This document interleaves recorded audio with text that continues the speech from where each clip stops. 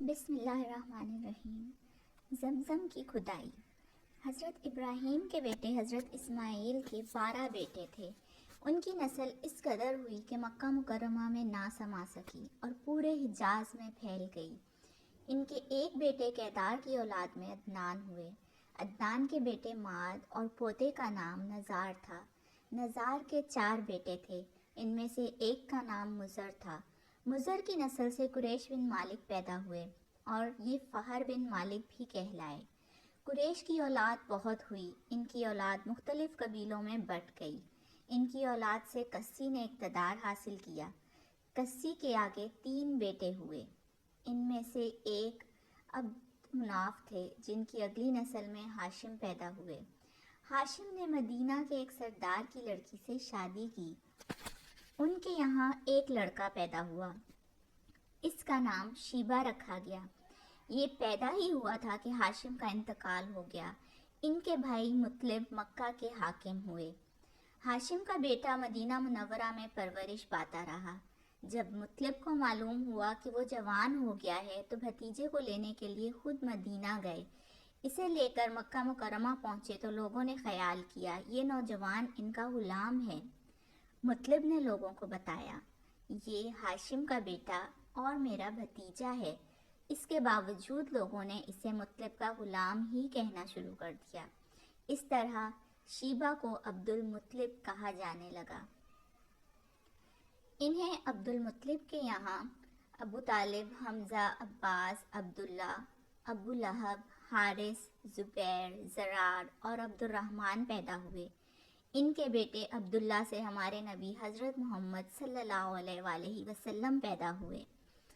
عبد المطلب کے تمام بیٹوں میں حضرت عبداللہ سب سے زیادہ خوبصورت اور سب سے زیادہ پاک دامن تھے۔ عبد المطلب کو خواب میں زمزم کا کنواں کھودنے کا حکم دیا گیا، یعنی حضرت اسماعیل کے کنویں کو۔ اس کنویں کو قبیلہ جرہم کے سردار مزاز نے پاٹ دیا تھا۔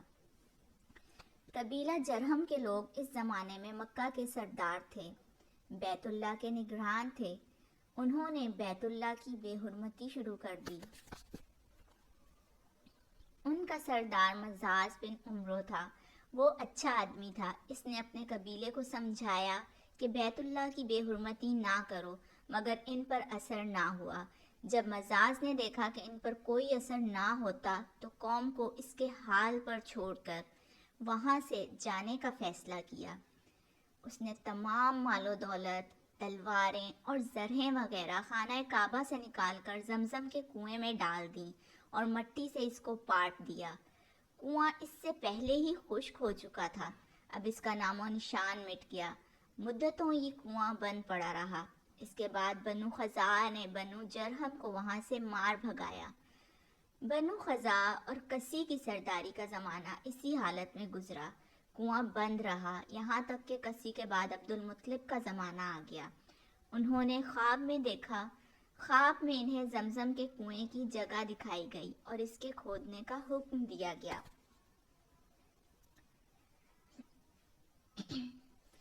حضرت علی سے روایت ہے کہ عبد المطلب نے بتایا، میں حجرہ اسود کے مقام پر سو رہا تھا کہ میرے پاس ایک آنے والا آیا۔ اس نے مجھ سے کہا، طیبہ کو کھودو۔ میں نے اس سے پوچھا، طیبہ کیا ہے؟ مگر وہ کچھ بتائے بغیر چلا گیا۔ دوسری رات پھر خواب میں وہی شخص آیا، کہنے لگا، برہ کو کھودو۔ میں نے پوچھا، برہ کیا ہے؟ وہ کچھ بتائے بغیر چلا گیا۔ تیسری رات میں اپنے بستر پر سو رہا تھا، پھر وہ شخص خواب میں آیا۔ اس نے کہا، مظنونہ کھودو۔ میں نے پوچھا، مظنونہ کیا ہے؟ وہ بتائے بغیر چلا گیا۔ اس سے اگلی رات میں پھر بستر پر سو رہا تھا کہ وہی شخص پھر آیا اور بولا، زمزم کھودو۔ میں نے اس سے پوچھا، زمزم کیا ہے؟ اس بار اس نے کہا، زمزم وہ ہے جس کا پانی کبھی ختم نہیں ہوتا، جو حاجیوں کے بڑے بڑے مجموعوں کو سیراب کرتا ہے۔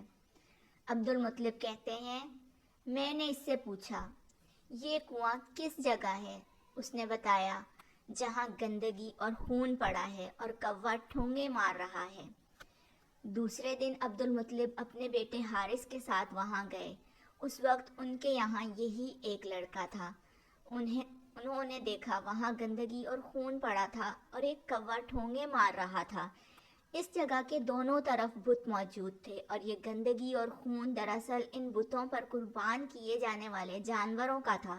پوری نشانی مل گئی تو عبد المطلب کو دال لے آئے اور کھدائی کے لیے تیار ہو گئے، لیکن اس وقت قریش وہاں آ پہنچے۔ انہوں نے کہا، اللہ کی قسم ہم تمہیں یہاں کھدائی نہیں کرنے دیں گے۔ تم ہمارے ان دونوں بتوں کے درمیان کنواں کھودنا چاہتے ہو جہاں ہم ان کے لیے قربانیاں کرتے ہیں۔ عبد المطلب نے ان کی بات سن کر اپنے بیٹے حارث سے کہا، تم ان لوگوں کو میرے قریب نہ آنے دو، میں کھدائی کا کام کرتا رہوں گا، اس لیے کہ مجھے جس کام کا حکم دیا گیا ہے میں اسے ضرور پورا کروں گا۔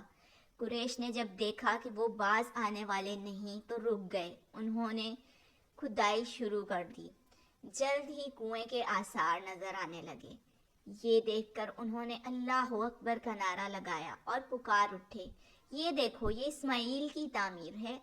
جب قریش نے یہ دیکھا کہ انہوں نے کنواں تلاش کر لیا تو ان کے پاس آ گئے اور کہنے لگے، عبد المطلب، اللہ کی قسم یہ ہمارے باپ اسماعیل علیہ السلام کا کنواں ہے اور اس پر ہمارا بھی حق ہے، اس لیے ہم اس میں تمہارے شریک ہوں گے۔ یہ سن کر عبد المطلب نے کہا، میں تمہیں اس میں شریک نہیں کر سکتا، یہ مجھ اکیلے کا کام ہے۔ اس پر قریش نے کہا، تب پھر اس معاملے میں ہم تم سے جھگڑا کریں گے۔ عبد المطلب بولے، کسی سے فیصلہ کروا لو۔ انہوں نے بنو سعد ابن حزیم کی کاہنہ سے فیصلہ کرانا منظور کیا۔ یہ کاہنہ ملک شام کے بالائی علاقے میں رہتی تھی۔ آخر عبد المطلب اور دوسرے قریش اس کی طرف روانہ ہوئے۔ عبد المطلب کے ساتھ عبد مناف کے لوگوں کی ایک جماعت تھی، جبکہ دیگر قبائل قریش کی بھی ایک جماعت ساتھ تھی۔ اس زمانے میں ملک حجاز اور شام کے درمیان ایک بیابان میدان تھا، وہاں کہیں پانی نہیں تھا۔ اس میدان میں ان کا پانی ختم ہو گیا، سب لوگ پیاس سے بے حال ہو گئے، یہاں تک کہ انہیں اپنی موت کا یقین ہو گیا۔ انہوں نے قریش کے دوسرے لوگوں سے پانی مانگا لیکن انہوں نے پانی دینے سے انکار کر دیا۔ اب انہوں نے ادھر ادھر پانی تلاش کرنے کا ارادہ کیا۔ عبد المطلب اٹھ کر اپنی سواری کے پاس آئے۔ جوں ہی ان کی سواری اٹھی، اس کے پاؤں کے نیچے سے پانی کا چشمہ ابل پڑا۔ انہوں نے پانی کو دیکھ کر اللہ اکبر کا نعرہ لگایا۔ پھر عبد المطلب سواری سے اتر آئے۔ سب نے خوب سیر ہو کر پانی پیا اور اپنے مشکیزے بھر لیے۔ اب انہوں نے قریش کی دوسری جماعت سے کہا، آؤ تم بھی سیر ہو کر پانی پی لو۔ اب وہ بھی آگے آئے اور خوب پانی پیا۔ پانی پینے کے بعد وہ بولے، اللہ کی قسم اے عبد المطلب، یہ تو تمہارے حق میں فیصلہ ہو گیا۔ اب ہم زمزم کے بارے میں تم سے کبھی جھگڑا نہیں کریں گے۔ جس ذات نے تمہیں اس بیابان میں سیراب کر دیا وہی ذات تمہیں زمزم سے بھی سیراب کرے گا، اس لیے یہیں سے واپس چلو۔ اس طرح قریش نے جان لیا کہ اللہ تعالیٰ عبد المطلب پر مہربان ہے، لہٰذا ان سے جھگڑنا بے سود ہے اور کاہنہ کے پاس جانے کا کوئی فائدہ نہیں۔ چنانچہ سب لوگ واپس لوٹے۔ واپس آ کر عبد المطلب نے پھر کنویں کی کھدائی شروع کی۔ ابھی تھوڑی سی کھدائی کی ہوگی کہ مال، دولت، تلواریں اور زرہیں نکل آئیں۔ اس میں سونا اور چاندی وغیرہ بھی تھی۔ یہ مال و دولت دیکھ کر قریش کے لوگوں کو لالچ نے آ گھیرا۔ انہوں نے عبد المطلب سے کہا، عبد المطلب، اس میں ہمارا بھی حصہ ہے۔ یہ بات سن کر عبد المطلب نے کہا، نہیں، اس میں تمہارا کوئی حصہ نہیں، تمہیں انصاف کا طریقہ اختیار کرنا چاہیے۔ آؤ 500 کے تیروں سے قرعہ اندازی ڈالیں۔ انہوں نے ایسا کرنا منظور کر لیا۔ 2 تیر کعبے کے نام سے رکھے گئے، 2 عبد المطلب کے اور 2 قریش کے باقی لوگوں کے نام۔